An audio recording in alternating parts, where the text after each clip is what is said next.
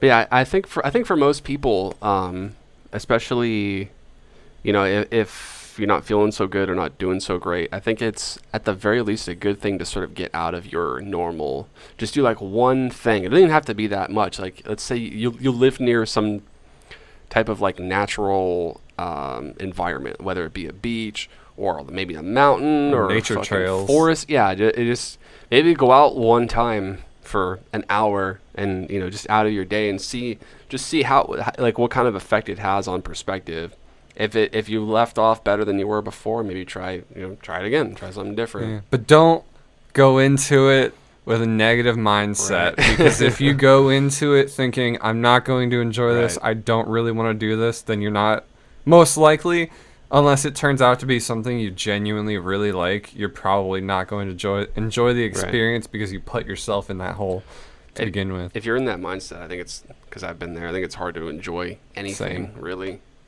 I think the best way to, well, I don't know about the best way, but the way I went about this whole podcast thing, was like, it was something I've wanted to do, and I had the opportunity to do it, and that was pretty much it. I didn't have any expectations beyond that. I tried to keep it as open ended as possible, and I think what's prevented me from being successful in a lot of ways and making progress where I want to is I put all this expectation on outcome.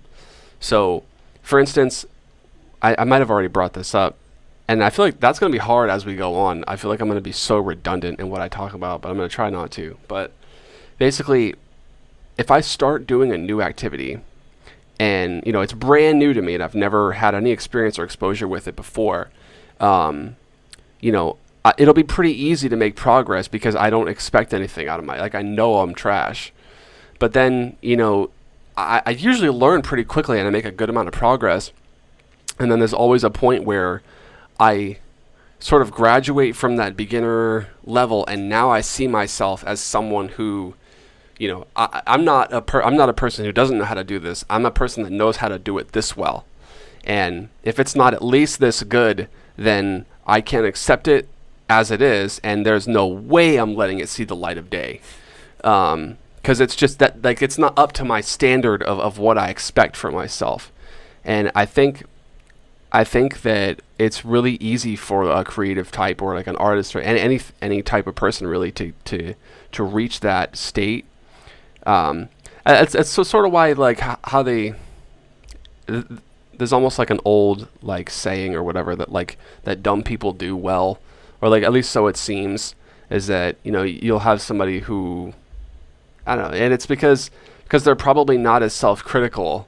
So they sort of allow themselves to cover more ground in less time. Well, I mean, maybe some people. Yeah. I mean, there's also people who just don't care.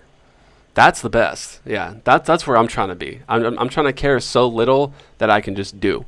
Like that's my goal. Because like the more I care, the harder it is to do.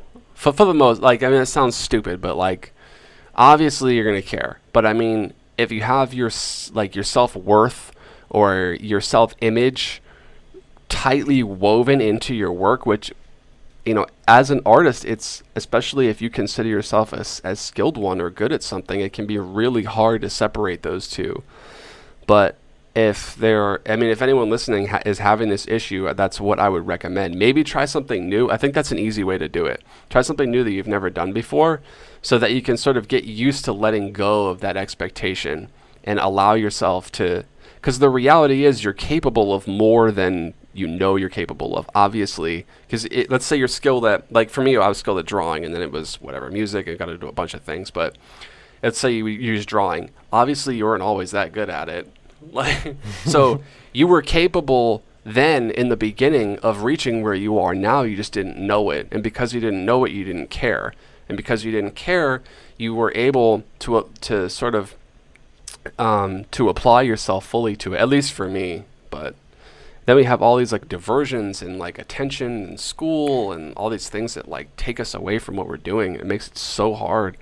I personally on the whole sort of expecting perfection out of your own creations, sort of.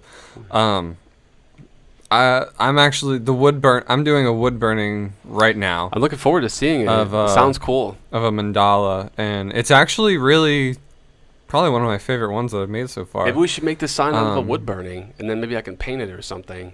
I was thinking about that. That'd be cool. Yeah. I've been thinking about trying to test out watercolors on a wood burning because the wood would absorb the paint or the water in a way. I feel like it'd be thin. But it would, it looked like wood. Yeah, exactly. Yeah. But it would be colored wood. What's the point of having a wood burning if you're just going to paint over it and you can't tell it's wood? Then you might as well do it on canvas. Yeah. Well, but I think you would be able to tell it's wood. I just think it would be. I don't know. Maybe we could start like little. We could do something little and then we can give it a try. Like I'll try with acrylics and you can try with watercolor. Yeah. But back to that that aside. Yeah. So I'm working on a wood burning right now of a mandala, and as I was doing the line work, I started to realize how not perfect it was. You know, it's frustrating. Like the points don't line up in a perfect straight line. Do you use rulers and stuff? Sometimes, not always. I would. It depends on the part. Yeah. Well, if it calls for it or if you can or whatever. Doing a ruler doesn't necessarily make it easier at certain points. True. I guess you do actually have to burn it after that. Yeah, and even then it might not be straight. Right. But, so I realized that these lines weren't straight, or that these lines didn't line up into a perfectly straight, symmetrical formation. Even though there's so much going on, it's so complex that you can't even tell until you start actually picking apart every little line. Unless you wanted to look for it, probably. Exactly. But I, and when I realized how not straight these parts were and how they didn't line up perfectly, I kind of had that voice in my head that was like, fuck, this isn't perfect. You need to just throw it away and start over on something new. And I realized, like, the fact that it's not perfect and that it's not completely symmetrical is part of what makes it perfect. Right. Because those little inconsistencies are handmade. As opposed to like a computer can make straight lines. I don't like handmade specifically, I think, because of my job. My job kind of ruined handmade for me. I feel like handmade is just an excuse for something being fucked up. And expensive. Yeah, but exactly. But I kind of that voice in my head that said this isn't perfect, you need to get rid of it and start over. That's just like my natural reflex as an artist because I want everything I do to be perfect as it is, which is ironic because I think the real sign of a truly good artist is being able to make mistakes look like they were done on purpose. Absolutely. But pushing through that voice and realizing that the fact that it's not perfect, whether it was perfect or not, you're not even going to notice looking at it the first time, unless you really pick it apart. But I mean, I guess you kind of said it, like the fact that it is handmade and it's not perfect is sort of... It's unique. It's unique. It's like uniquely you. Yeah. It's what gives it its own character. Right.